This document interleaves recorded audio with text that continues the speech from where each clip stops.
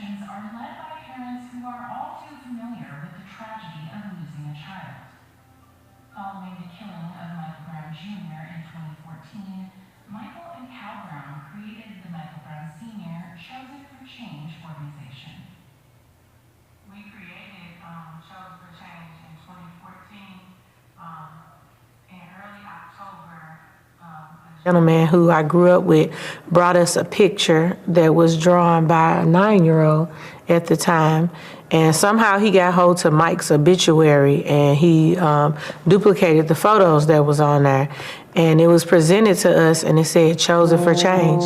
And we looked at each other and we like, that's it. We provide grief support for the entire family. We have chosen fathers that create a space that is inclusive to a grieving father's healing. We have Mothers of an Angel that provides a space that is inclusive to a grieving mother's healing. We have COPES, Children Overcoming Painful Experiences with Support.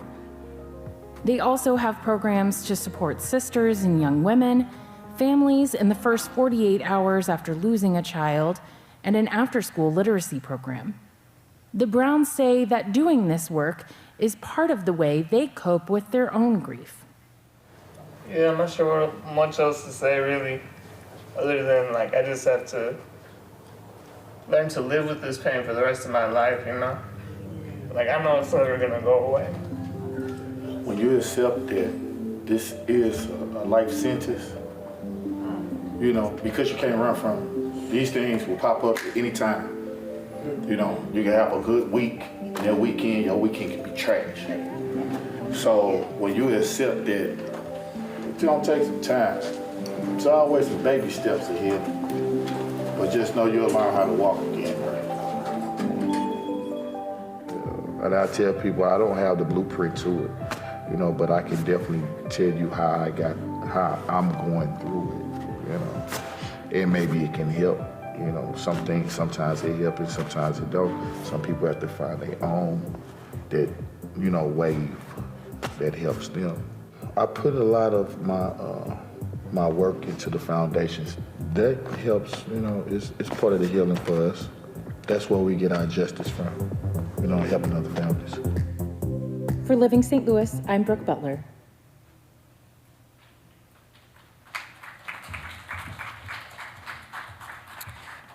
I would now like to introduce your moderator for this afternoon, Dr. Rashad Timmons.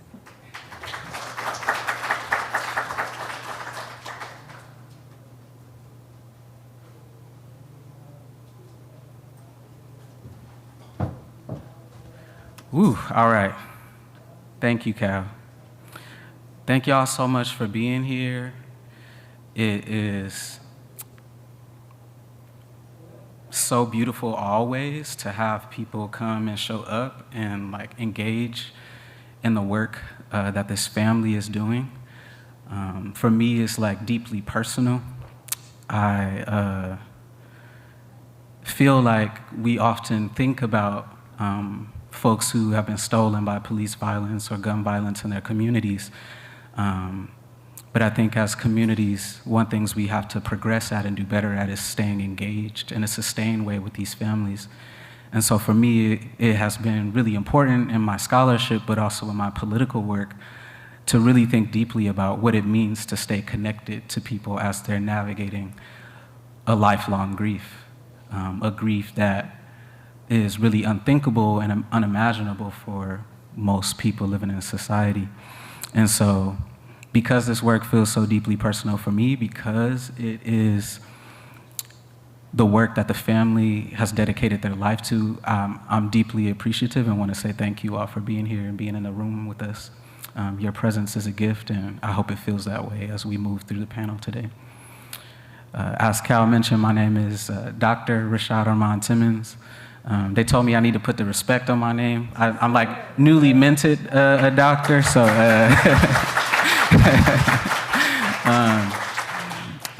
yeah, I am a community builder, a musician, a writer, a scholar, an educator from Detroit, Michigan. I've been based in Oakland, California for the past 8 years. That's where I was doing my studies. But my loved ones live all across Turtle Island and across the globe, especially in area code 314 in St. Louis and the broader St. Louis region. Yeah, I am going to moderate and facilitate this panel today.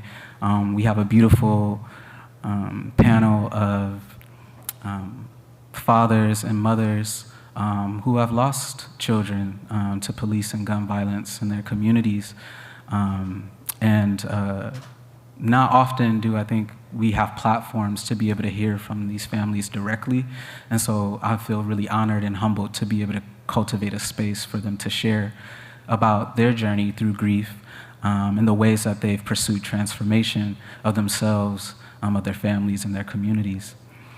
Before I do that, I do want to take an opportunity to call a few folks in the room and to get us grounded in where we are today. It feels really important to me, any conversation that we're having about police violence, about state violence, to first recognize and honor, right, that we're sitting on indigenous land, and that there can be no liberation, I think, that doesn't take into account settler colonialism in the ways that we have to struggle against the continued erasure of indigenous life. We're also in Baltimore, Maryland, so I do want to take the opportunity to uplift and call a few names in the room. I'll mention 3 names, and I'm hoping that I can invite you all to say Ashe after I say those names, just to invite our folks in the room so that they can be present and commune with us. I mentioned last year that when we say Ashe, it means we make it happen, it is so. And it's a way that we can call and invite our folks into the room, not just figuratively, but literally. So without further ado, I want to call into the room, Corin Gaines. Thank you. Ashe, Corin, we love you, we see you, and we feel you all around in the room. I want to call the name of Freddie Gray. Ashe, Freddie, we love you, we see you, and we feel you all around in the room. The last name I want to call is Anthony Ferguson. Ashe. Anthony was just killed by Baltimore police several weeks ago in May. And so he's a new ancestor, and I'm sending so many blessings of power and healing and justice to his family and his loved ones. Anthony, we see you, we love you, and we feel you all around in the room. In this space, yesterday actually, at this same time, there was a caucus and a convening about the anti-war movement and the movement for a free Palestine. And so I also want to take the opportunity to read a statement that I co-authored along with the Michael Brown Sr. Chosen for Change organization and the Middle East Children's Alliance that's based in the Bay Area. I'll take a moment to read that. From Ferguson to Palestine, occupation is a crime. The Michael Brown Sr. Chosen for Change organization is deeply disturbed by the recent and long-standing atrocities committed against the oppressed people of Palestine. As a family and community organization born out of the brutal police killing of our beloved Mike Brown Jr. in Ferguson, Missouri 10 years ago, we extend radical empathy to Palestinian families grieving the tragic loss of children, parents, siblings, elders, and loved ones. The unimaginable pain we carry has long been felt in Gaza, the West Bank, and refugee camps throughout the Arab region. We condemn state-sanctioned conditions that produce this type of pain and express our deepest solidarity with Palestinian and other Arab communities impacted by lethal terror and incomprehensible grief. In July and August 2014, as military police forces violently targeted protests in honor of Mike across the United States, Palestinian civilians faced one of the deadliest military assaults by Israeli state forces in decades. Amid this violence, young Palestinian activists use social media to offer tactical support to organizers in Ferguson fighting for racial justice and to emphasize the connectedness of our struggles. We continue this tradition of transnational solidarity by speaking out against the genocide of Palestinians and the militarized warfare on Black and Arab lives in the settler colonies of the United States and Israel. We continue this tradition most of all by creating and believing wholeheartedly in a world where all children and all families from Ferguson to Palestine can live free from oppression, occupation, and suffering. In solidarity, the Michael Brown Sr. Chosen for Change organization.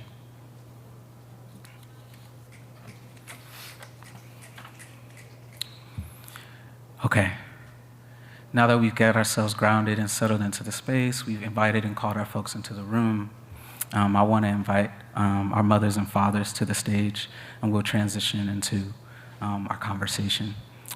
So I'll call up Michael Brown Sr. Please show them some love too as they come up here.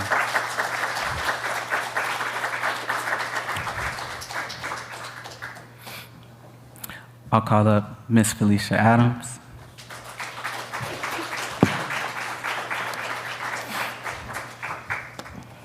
I'll call up Miss Margaret Jones.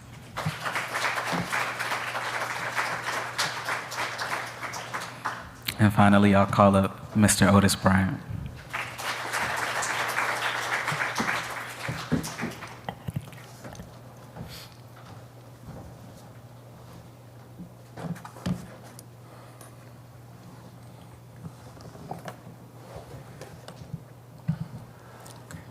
Testing 1, 2. Okay. All right.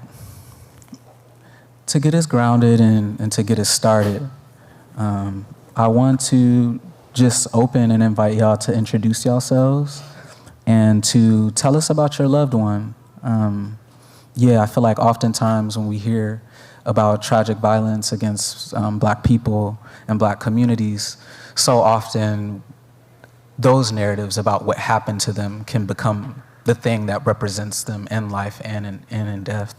And because we know that our loved ones are not reducible to the tragedies that happen to them, I'm hoping that y'all can tell us about who y'all loved ones were and are. Not only what happened to them, but tell us about what they meant to their communities and continue to mean to their communities and families. I'll start at the end with Mr. Otis Bryant. Good afternoon. So,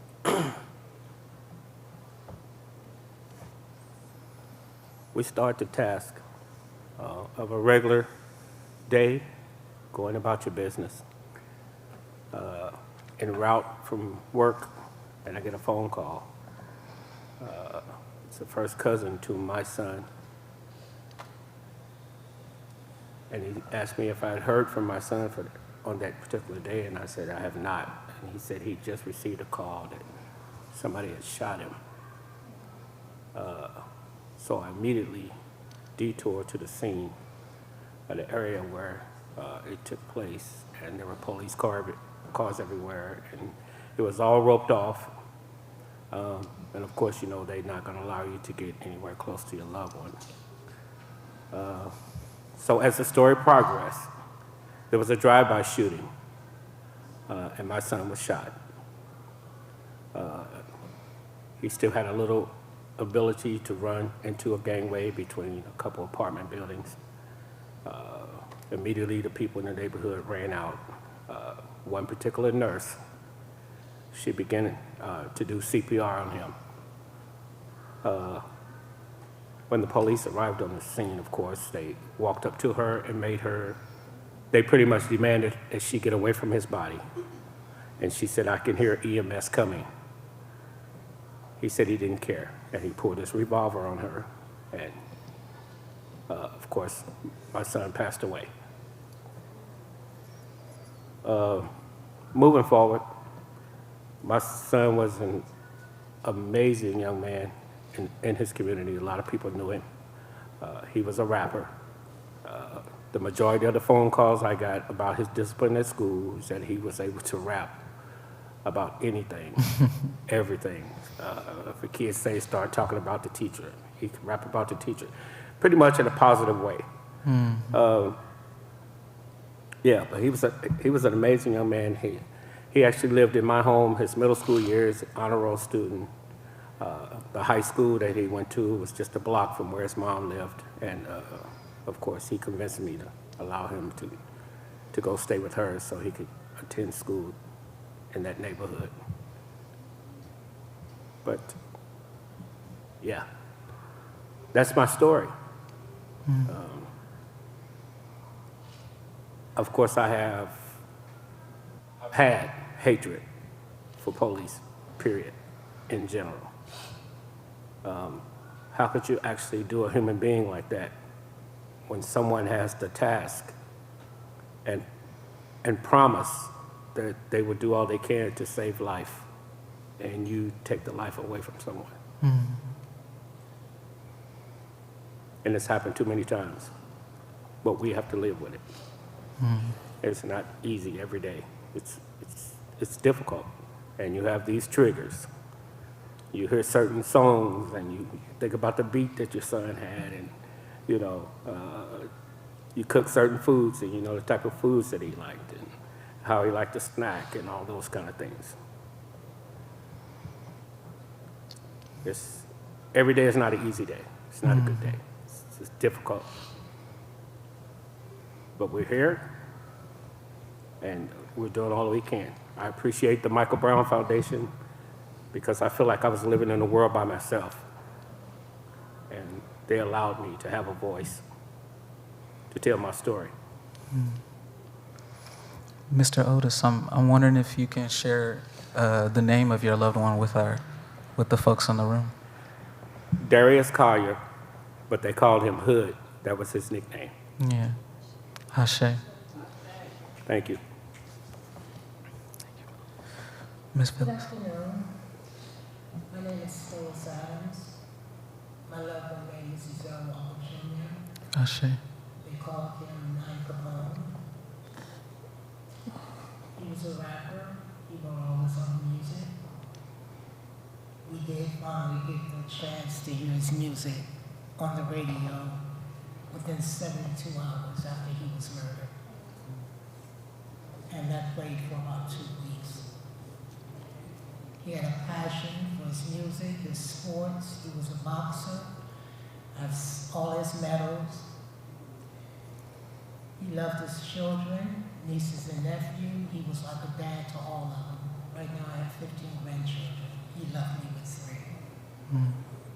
Very overprotective of his sisters and his mom.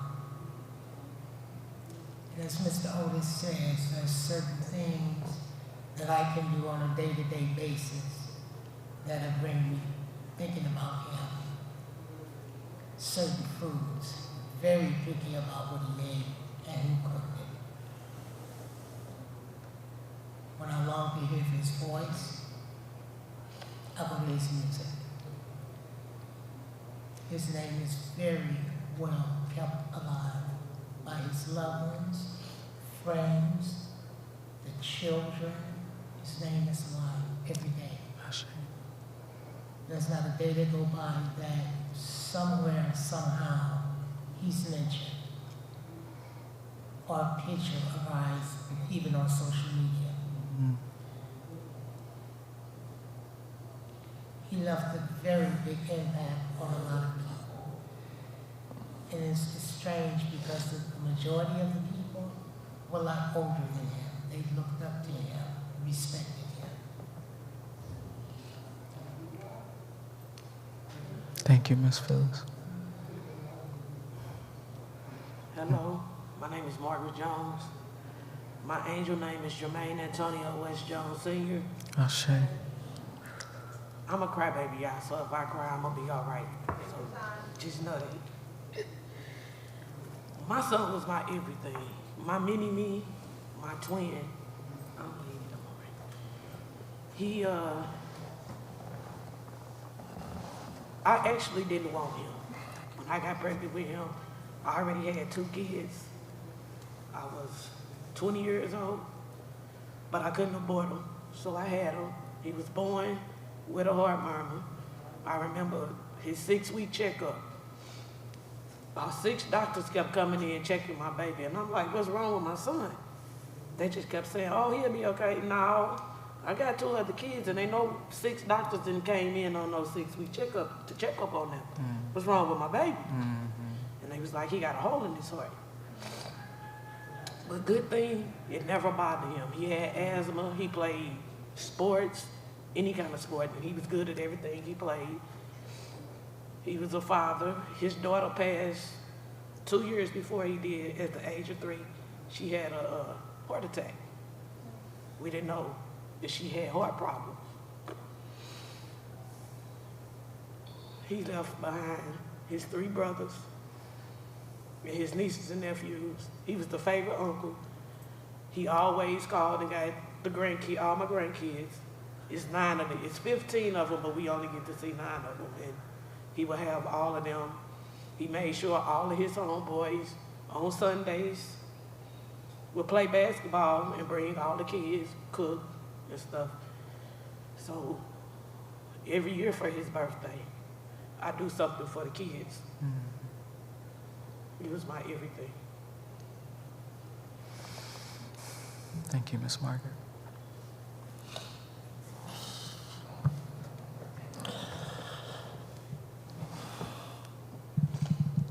My name is Michael Brown Sr. I am the father of Michael Brown Jr. I was killed 2014 in Ferguson, walking down the street. What I miss about him, or good memories, he was a jokester. You know, I'll never forget the year that he passed. He had called me on April 1st. He was like, "Pops, I got a baby on the way," hung the phone up. I'm like, what the fuck? So I'm calling him back all day. He's not answering the phone. And then he happened to call me later on that night, about 9 o'clock, because he was at my mother's house. And he was like, "What you doing, old dude?" I'm like, "What's up with the baby? Don't talk about no what's up with me." And he's like, "Man, it's April Fool's Day." I'm like, "Bro, you had me mad all day and you playing." He loved his siblings. He loved his family. He definitely loved his grandmothers. He treated his grandmothers like they his girlfriends, you know. Yeah, very protective of both of them. It's in the sports, in the girls, you know. A regular teenager, what teenagers do, you know. He was my best man in my wedding, you know. That paints a lot of pictures on our relationship as no one else being my best man, but he was my best man, right? Yeah, I could talk all day, but yeah, I miss him though. You know, he was a great kid to me. You know, and his life was shortened. Yeah.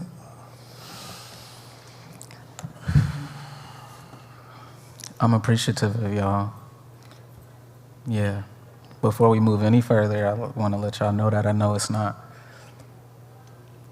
easy talking about it. It's not easy living with it. And we're grateful for y'all to be able to bear that with us and let us bear witness to y'all.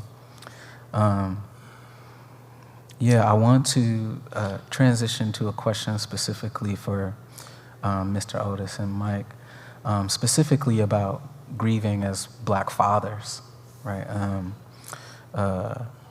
Oftentimes I feel like Black fathers experiencing a kind of tragedy, a kind of pain, aren't often afforded the kind of space, Black people generally, but especially Black fathers, to be vocal and honest about their pain. And yeah, being honest about that pain, I think, is part of what it means to contend and heal from that pain. So I wanted to ask a question to y'all too about what has that journey of grief and healing look like as Black fathers, specifically in a society that doesn't often give space for Black fathers to be vocal about pain and rage and grief generally.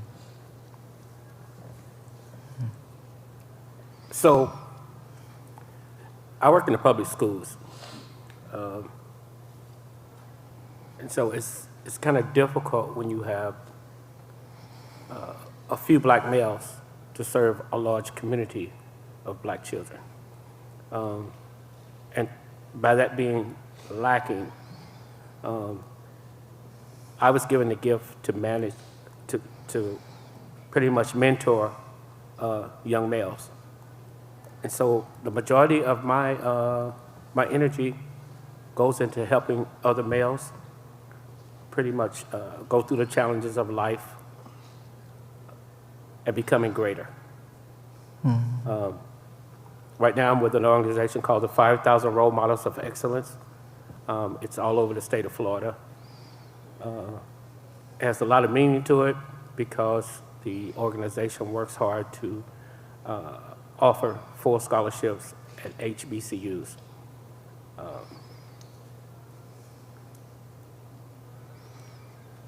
It's a daily challenge when you hear stories of young people you have mentored and they end up dying. I've had the experience of working in a school that offered education to children who came from war-torn countries in the last 10 years. You have to watch your conversation, the way that you approach them. You have to consider on a daily basis the psychological issues that come along with young people that lived in countries where they actually watch people get shot down and watch how bombs were being launched into their communities and watch how human life was just destroyed. I have passions for humans. I have low tolerance for ignorance, especially with adults. And that's something America needs to work on. Just being a father as a whole, it is one of my goals to push our young men to be politically minded and be aware of what society is offering at this point in order for us to be successful as a country moving forward. I'm proud to be a father, though. Yeah. Thank you, Mr. Otis. Let me get a question again. Yeah, just thinking about grieving as a Black father, and what that journey and process has been like for you, especially in a society where there hasn't always been space afforded for Black fathers to feel and be vocal and expressive about their pain. Right. So I would say since 2014, in the beginning, I would have been overlooked, disregarded, and a lot of things, right, in the process of that. In the beginning, I was a guy over a few words. I didn't even really talk a lot, so this is a lot for me. Basically showing growth, right? So I would say that with a lot of other fathers that witnessed or went through the things that I have went through, I noticed that they were being pushed back. No disrespect to the women, but they were pushed back and they would push the women, forward. And sometimes it would be hard for us to find our voice, once they, push us back.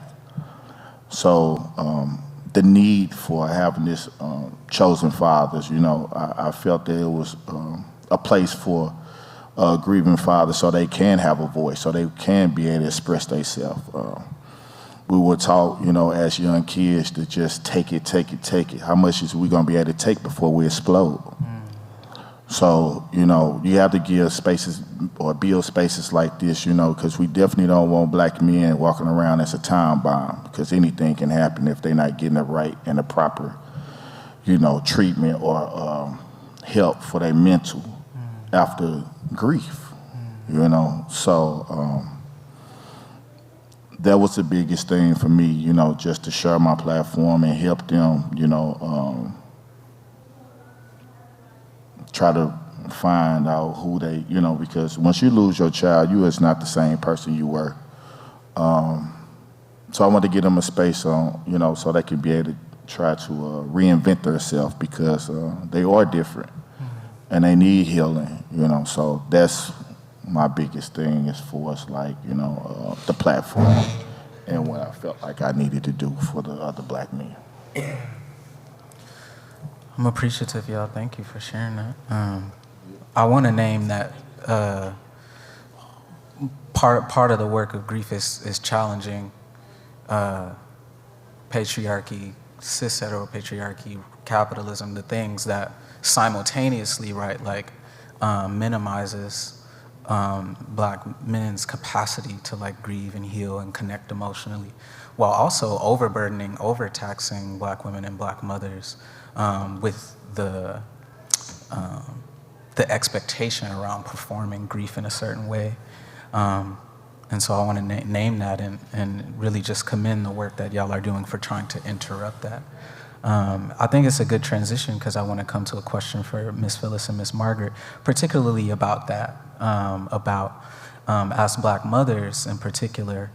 I feel like oftentimes the expectation is not only that you're tending to your own grief, but also tending to the grief of others, your family members and loved ones. And so I wanted to ask a question about that, about how you've navigated both moving through your own grief, but also tending to the grief of others and loved ones as you've processed this loss. As me being the mother, it was hard. I had 4 daughters, as well as my son had other sisters on his dad's side, and we all were close. With the grandchildren, it wasn't easy. You know, each child has their way of handling things. Each child has their own different personality. I've learned that. So it was a task. It took years. I had to be able to get a hold of myself to be able to support them. Once I did, it became a little easier. Even though they still have that grief as well as I do, each and every one of them handled it in a different way, but better than what they previously did. In the beginning, I would put myself to the back because my children needed me. My grandkids needed me. And taking care of them came first. Well, I was the opposite of Miss Phyllis. I couldn't be around nobody. I went to work, came home.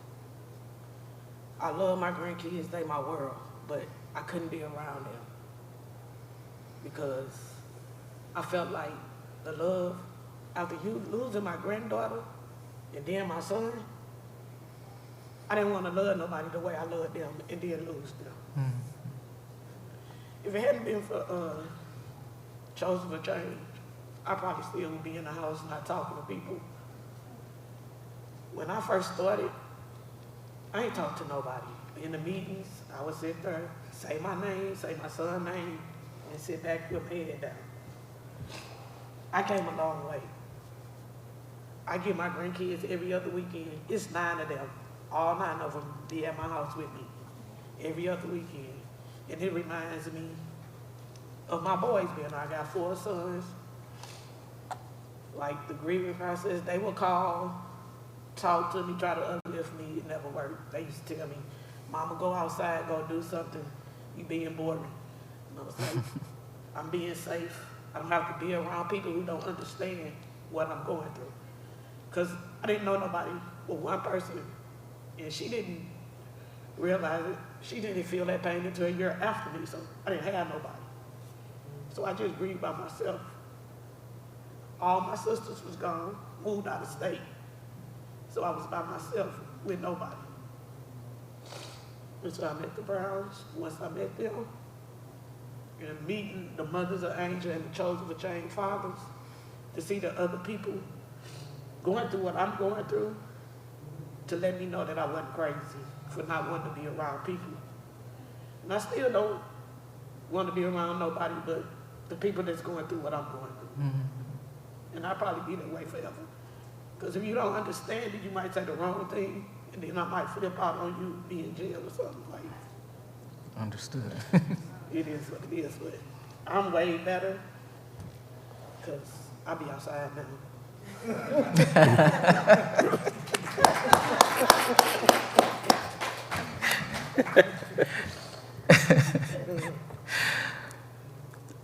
I'm appreciative for y'all sharing that, and grateful, because a lot of times one of the evil aspects of like anti-Black racism around police violence, around state violence, is that it tries to blame Black people for our own suffering and our own deaths. And especially, right, that it really manifests through lies about the incompetence of our families or our parents. And so I love hearing what y'all are saying about the journey of healing also being a journey of having more compassion for yourselves, for amplifying the kind of compassion that your families have had for you. And then that allowing you to be able to open up and find connection with others. It's a really great transition, because I want to ask specifically about the Chosen Fathers and the Mothers of an Angel support group that the organization Chosen for Change coordinates. I know all of you are like really active in those groups. So I wanted to just have some space to talk a little bit more about just what the groups look like, what they are, what kind of things take place in the groups, and then y'all touched on it a little bit, but to share more about why it's been important to connect with other fathers and other mothers who are also processing this kind of loss. For me, it's very important. Mm-hmm.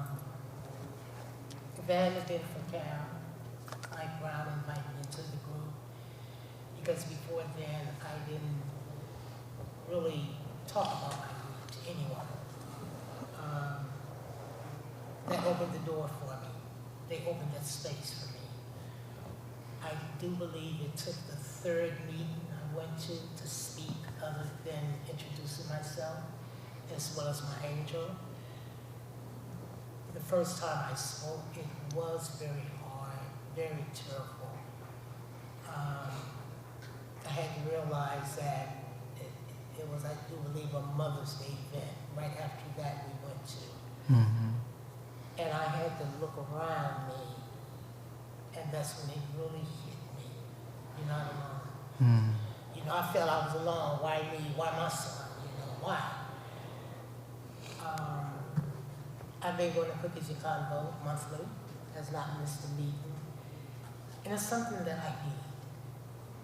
I'm not going to say I want, I would like to have, but I actually need.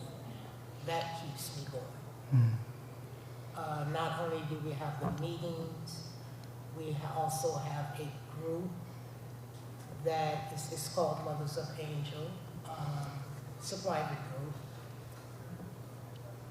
And we communicate through that way. We phone call, we talk to each other as much as, if I can, every day. We have Messenger. So we have several ways that we can reach out to one another. We exchange the numbers, call anytime, morning, noon, or night, I'm there. We give each other that love and support. And the group is steady growing. It's sad to say. We are nationwide, and that's what I'd like to see, us expand. Mm-hmm. Even to the point to where we would have additional group session for ones that's out of state, mm-hmm. or that can't make it, like a Zoom or virtual. Mm-hmm. so they don't feel left out because they're in need as well. Short. Just want to make sure like it's utilized. Thank you. They're in need of the cookies and convo as much as St. Louis is. Mm-hmm. And it's sad because we're not alone. They're all over the United States. So that's what I would like to reach out to mothers in different states so they can get the support that we're getting. Yeah. Because it is well needed. Mm-hmm. What Chosen for Change means to me, love, support, and family. Because even though all my sisters moved away, I gained like 6 new big sisters, little sisters that think they the boss of me. Especially this one right here. Yeah. Her right here, she thinks she my mama for me. She always threatened to whoop me. But it's love. It's nothing but love and support. You can speak your mind. Nobody's gonna think you crazy. You can feel how you want to feel. You can scream, shout, let out whatever you feeling at that moment in those meetings. And you're gonna have support. And everybody know what you're going through and feeling. Mm-hmm. Not gonna look at you like you're crazy, asking you why you still grieving. Mm-hmm. We gonna grieve for the rest of our life. But that group, I know for a fact it helped me and a lot of other people. Without them, I don't know where I'd be. So I want to say, as part of the Chosen Fathers, our annual retreat is a great opportunity to fellowship with like-minded men from across the country, to all come together, be able to sit down and share their current life story. Grief is something that you never get over, and it's difficult when you are structured in a society that says men don't cry. But there are moments during our therapy sessions,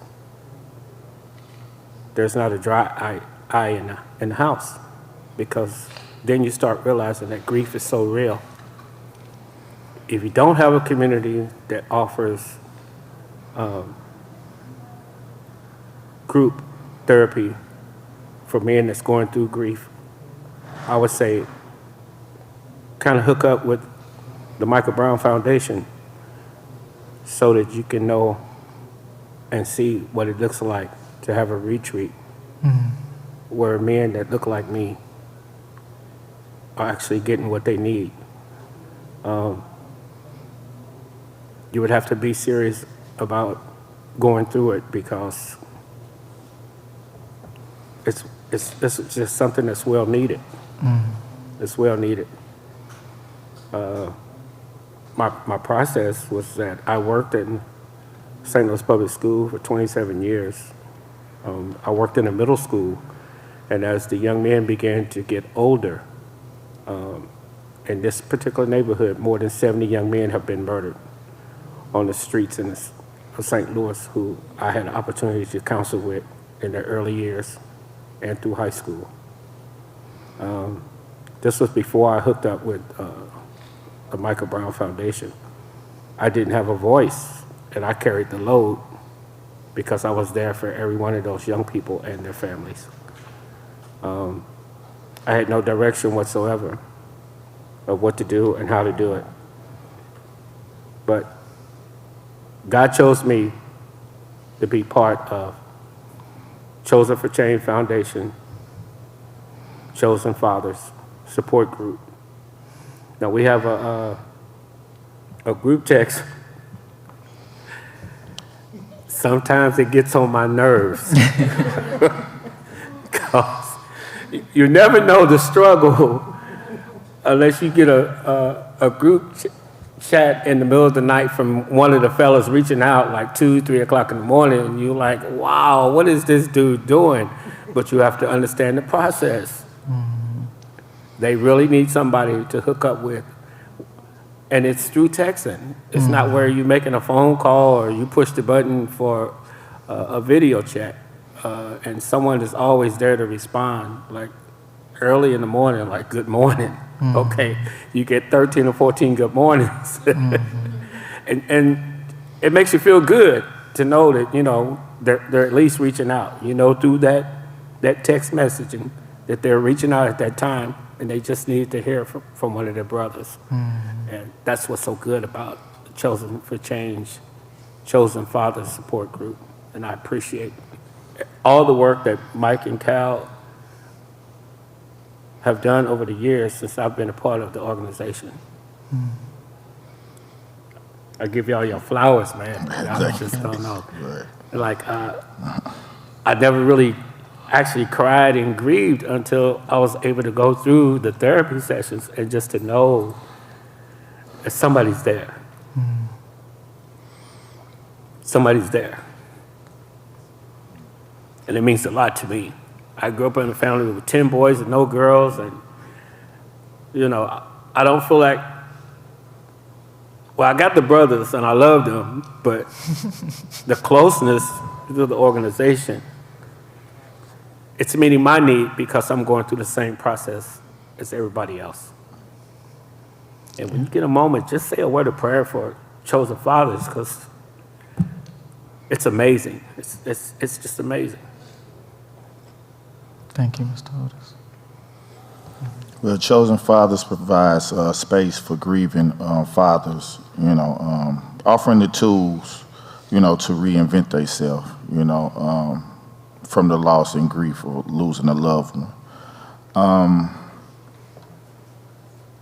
Mr. Otis is right. We have a group text on Signal. I don't know if anybody, yeah, so it's like 30, 40 fathers on this Signal chat that they reach out, we all reach out and we greet each other, you know.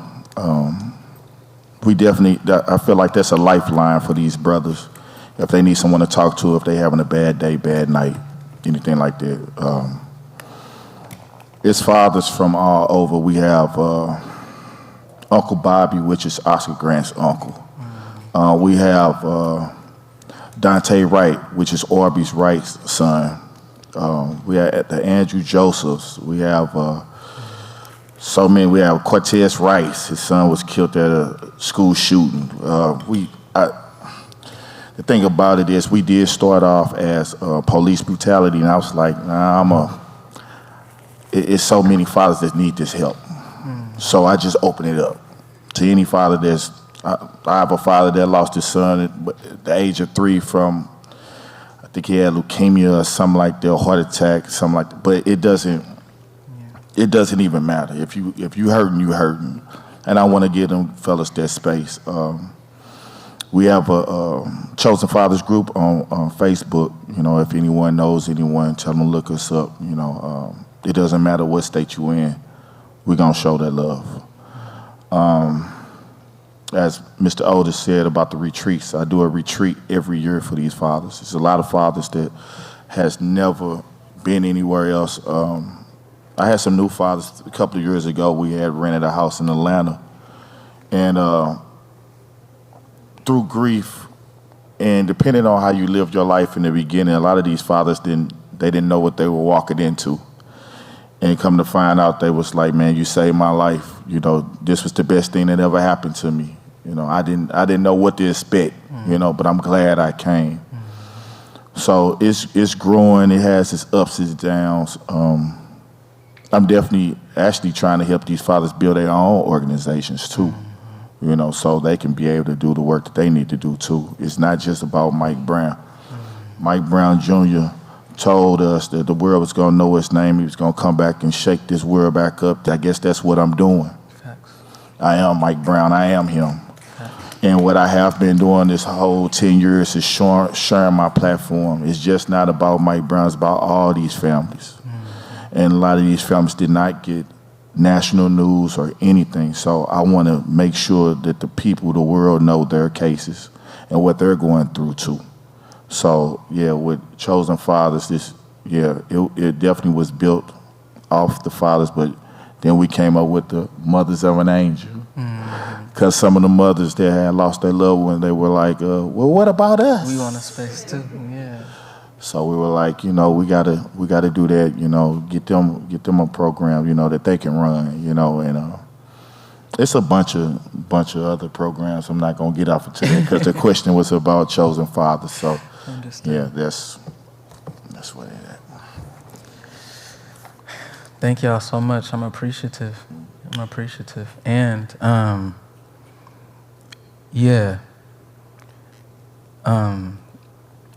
I once heard a bereaved parent say that there can never be full healing from this kind of pain.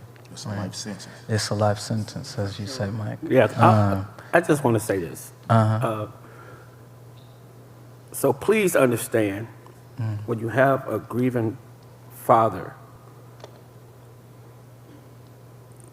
there are moments when you feel like that you haven't met the need of safeguarding or securing or taking care of your family properly. Thoughts of suicide, they come and go. They come and go. So if you know someone that's struggling with grief and they're refusing to get the counseling, please have them reach out to our Chosen Father support group on Facebook. They can just message us. Thank you, Mr. We'll sound off. We'll sound off. I'm serious, because you never know. There's fathers already have taken their lives because they feel like they let their child down. Or you can reach us at chosenforchange.org. Yeah. We're running short on time, but I do want to, first just say thank you again to y'all for just, I don't even know, sharing space and opening up and allowing us to bear witness to y'all. I do want to take the opportunity to take maybe 2 questions from the audience, if there are any.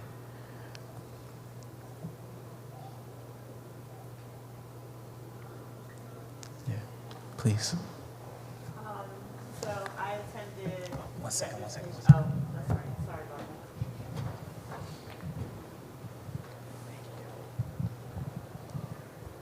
How you doing? Thank you so much, Dr. Timmons. And good to see you again, Mr. Brown, Otis, Phyllis, Margaret. So I attended Netroots Nation when we were in Ferguson, and there was a all-black man panel of fathers. Then that's where I met you, Mr. Brown. And I had asked you what your thoughts were about the funeral, because a lot of us who were watching, we were bothered because we felt like it was staged for the celebrities, and Mike Brown himself was not centered. And we were like, we want to know about Mike Brown, you know? And I had asked you about it, and you gave me a very clear answer. I won't go into it, you know, now. But I think I didn't even realize that it was 10 years later, because the reason why I couldn't come to Ferguson when it happened, I'm one of the Trayvon warriors, where we were defending the life and the quality and the representation of Trayvon Martin online first. And then Mike Brown was killed, and we were all together. So we just transferred over and started on Mike Brown. And I was caregiving for my mother at the time, so I was doing a lot of stuff online.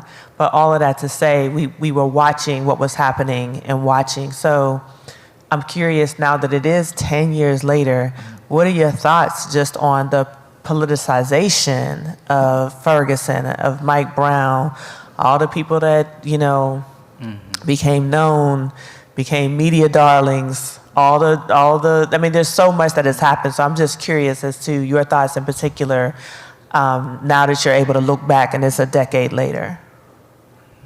I would say, you know, through all the things that were happening early on, I wasn't able to focus in on it, you know, with the trauma and everything that was happening so fast, right? Few years passed by, I had learned there were a lot of people that became millionaires off of my son.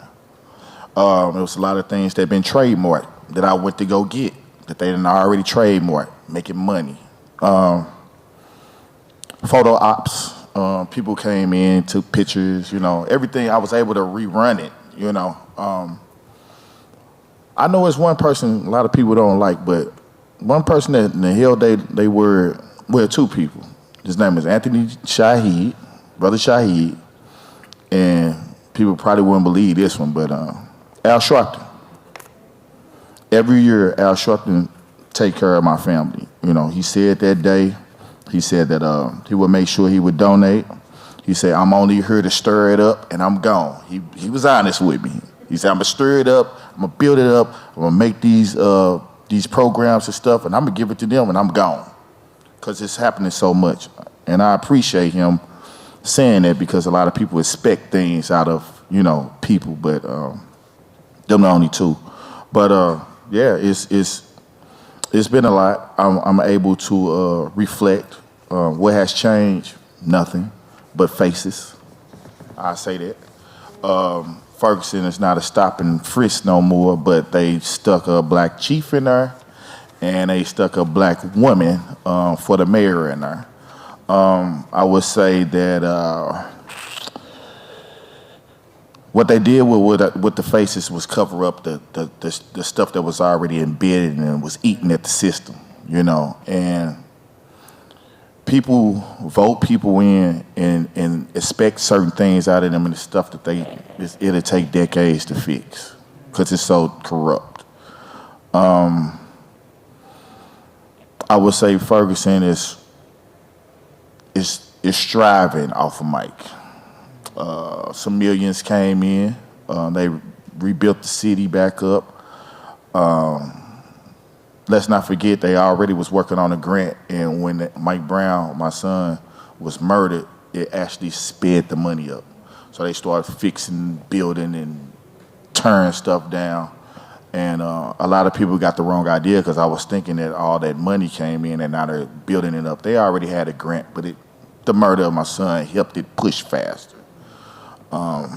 St. Louis itself as a whole, you know, we got a woman mayor. There's a lot of things that change faces, but it's like I say, it's a whole lot of work to be done, you know, and the expectations of people thinking that just because we got them in there, they can change it. Sadly, it don't work like that, you know. So it's in a place of trying to rebuild and get itself in a place where it needs to be, but it's one of those things that don't happen overnight. Yeah, let's do one more. I'm sorry. So I'm from Minneapolis, and the role that I play is in memorial caretaking at the memorial for George Floyd. And I am curious to know, as impacted families, how do you want those of us who are not impacted families, but we care about justice and we care about your well-being, how do you want us to show up for you? Or how do you want us to not show up for you? Like, what are ways that are just too much, right? Because I think it's important to hear from you all. How is it helpful for activists to be present or to not be present for you? What space do you need? Me personally, I answer that first. Me personally, I appreciate the activists. The thing about it is that, like I say, in our case, it's a lot of things that happen, right? But I appreciate the activists because of, if it wasn't for them, the case when, okay, Mike laid on the ground for 4.5 hours. That was enough for the world, right? But it was like, what are we gonna do? So we never had the blueprint in St. Louis. You know, they were trying to figure it out. No one from that was on Ground Zero actually even knew which way to go. So we just had to go. They had to go how they felt need to be go, right? So to answer your question, as far as like, because the blueprint has been changed so many times, from Mike Brown, Eric Gardner, you know, Freddie Gray, you know, all these places where protesters were needed, you know. So I would say, do your part, ask what the family needs. Don't just go in thinking that you know what they want. You know, we had an incident in St. Louis where a guy's son had got murdered in his car. And he said that the protester kept just bringing him money, bringing him food. And he like, I'm sick of y'all. I don't want y'all coming around no more. He said, didn't nobody never ask me what I needed. And you know what he said he needed? He said, I needed the blood out my van. I need my van cleaned out so I could take my wife and my other children other places. You know what I'm saying? So we have to always ask what the family need, because you never know. You know, we always think that we know what they want, and half of the time that ain't what they want.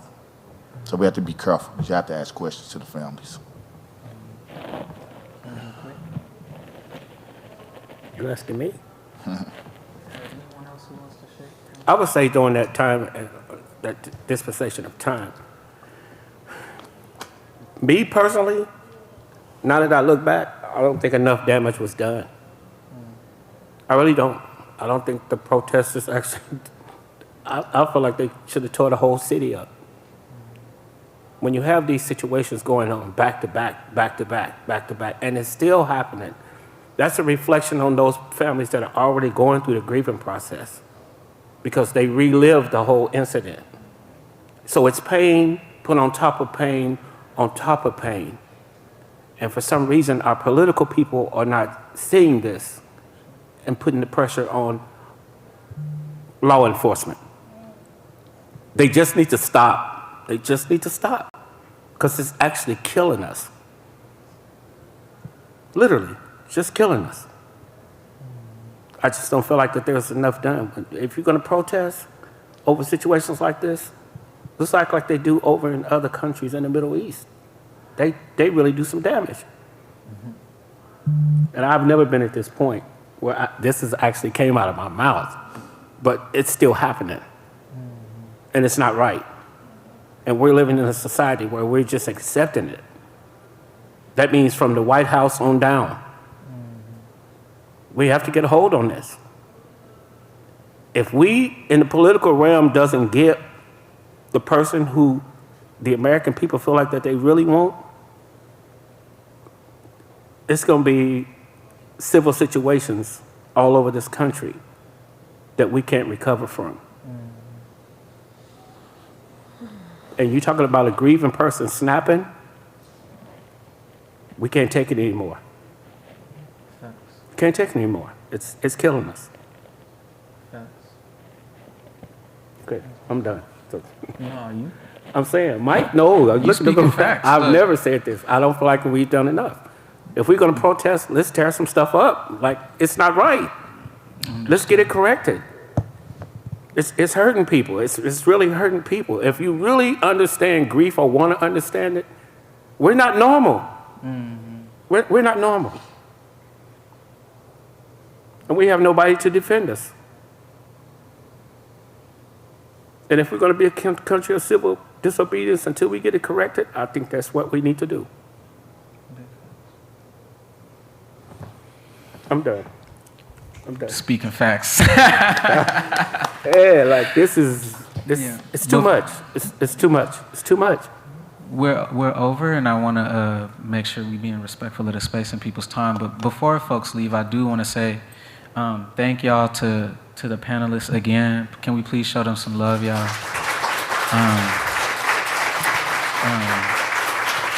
And then my answer to the question is, yeah, the panelists have just talked at length about just how instrumental the Chosen for Change organization has been for them. We are 28 days out from the 10th anniversary of Michael Brown Jr. I do want to direct people to the QR code here, which people can find out more information about the upcoming events for the 10th anniversary. And then we also have some materials, promotional materials up here that people can engage with. Okay.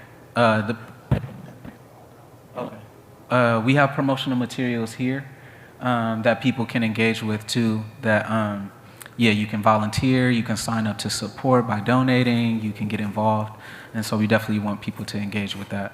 But yeah, we're super appreciative and want to thank y'all for spending time with us and being attentive and making the folks feel loved in the room. I'm grateful. Okay. Thank you, family.